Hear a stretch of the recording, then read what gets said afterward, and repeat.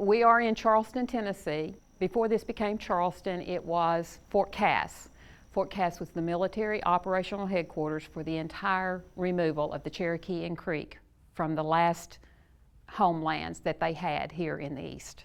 According to the United States government, the Trail of Tears officially starts right here in Charleston, Tennessee, 781 miles from Westville, Oklahoma.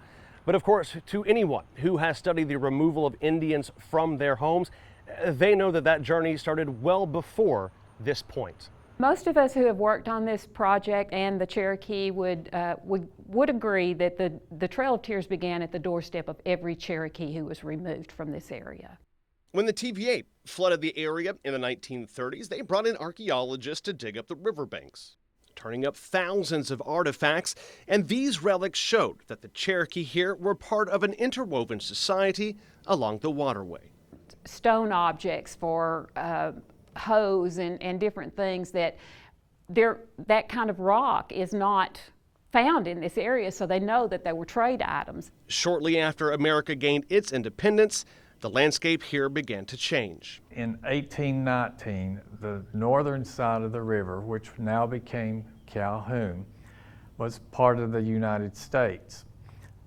On the south side of the river, which was not Charleston at the time, it was just the Cherokee Nation, those two remained two separate nations for almost 20 years. So, by basically standing here between McMinn and Bradley County, this is the United States of America, and you could actually just look across the river to Cherokee Nation. Yes, and you had to have a passport to travel from that side over into the Cherokee Nation, and that was issued at the Cherokee Indian Agency.